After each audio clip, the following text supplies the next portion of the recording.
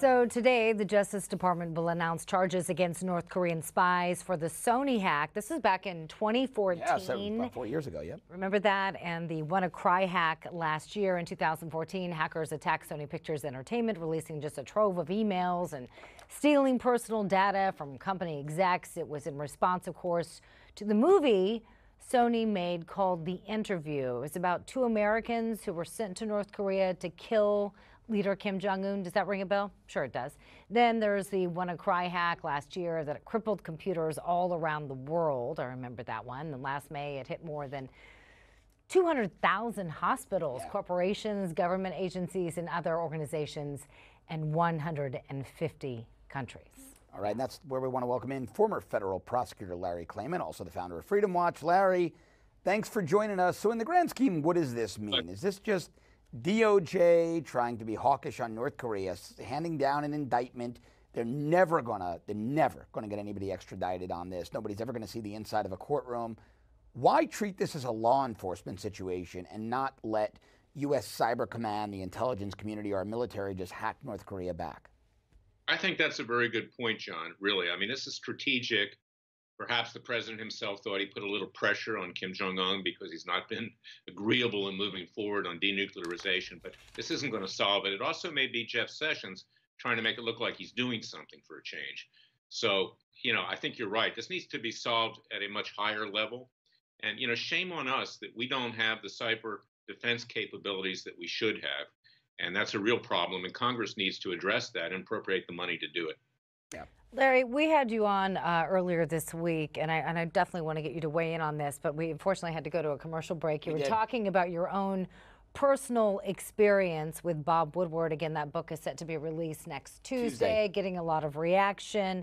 We were also speculating maybe the timing of that book. Let me say one thing on that. Relates to this New York Times I find it very disrespectful they're releasing this book on the anniversary of September 11th. I would feel, I was going to ask you but that. Different story altogether, but go back. But you bring up a good point. So, Larry, I wanted you, because you said you had your own personal experience with Bob Woodward. I wondered if you could tell us briefly what your encounter was with him, and then also I want you to weigh in on this op-ed. Well, this was going back to the days that I was running Judicial Watch. I was the one who triggered the Chinagate scandal mostly. Lots of money going into the Clinton-Gore campaign, Democratic National Committee, from the Chinese. Clinton was then doing some things that were favorable to the Chinese in the Straits of Taiwan, and it was a big scandal. And Woodward saw this, and he called me up and he said, Larry, I'd like to meet with you on this.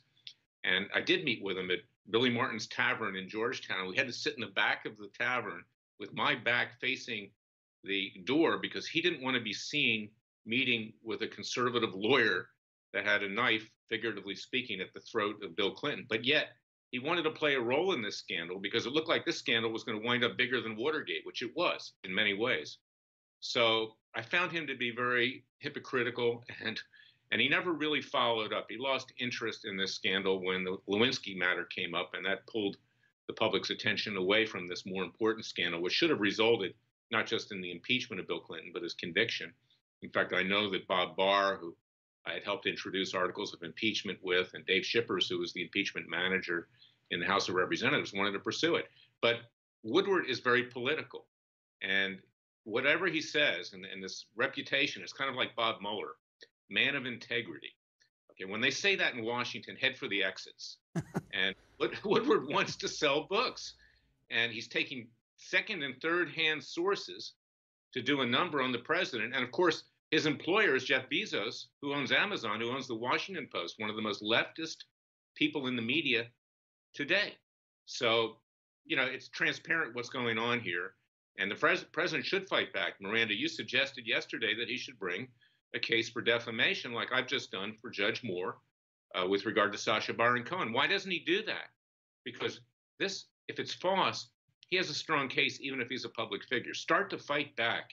That's what he needs to do, not have lawyers like Giuliani go on TV and pontificate. Let's see some action here.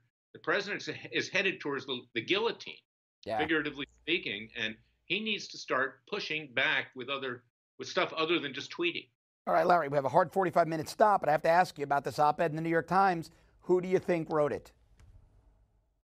I don't even know that anybody wrote it. They could have manufactured the whole thing. You're the third person, third guest today to tell us. Yeah. Sheriff David Clark, Jack Berkman, now you, in addition to 3 callers, all said the same. You don't believe that it wasn't, well, you think it was possibly manufactured by the New York Times. New York Times.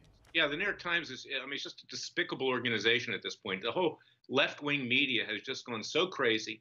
There's no longer ethics or any respect for the rule of law. They just want to destroy our president and take the country down and move it far left so they can get more favors from leftist politicians and enrich themselves even more. Larry Klayman, as always, pleasure to have you on the program. Good to see you, Larry. Thank you. God bless. Coming up at the top of the hour, we're going to talk to Massachusetts Senate candidate Jeff Deal. We will ask him about his race against incumbent Elizabeth Warren. Oh, yeah. You don't want to miss that. Should be fiery. Stay tuned.